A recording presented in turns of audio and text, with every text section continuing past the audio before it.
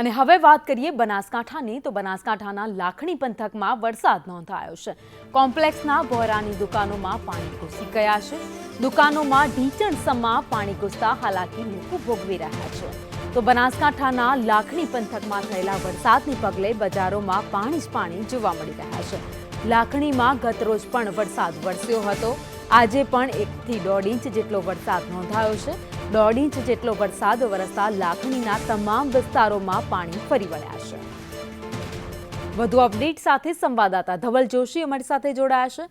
ધવલ, લાખણીમાં આજે પણ અવિરત વરસાદ, બજારોમાં પાણી ઘૂસી ગયા।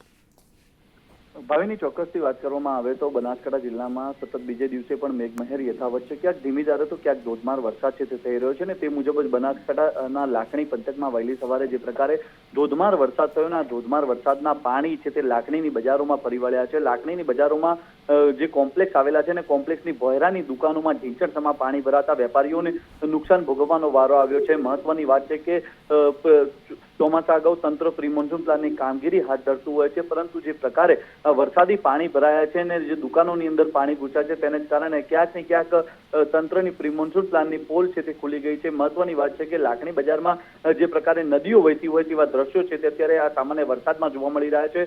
હજુ પણ હવામાન વિભાગ દ્વારા આગામી દિવસોમાં બનાસકાંઠા જિલ્લામાં ભારેથી અતિભારે વરસાદની આગાહી કરાઈ છે, તેને લઈને અત્યારે જે વેપારીઓ છે તે ચિંતામાં મુકાયા છે। ભાવિની, આભાર માહિતી માટે।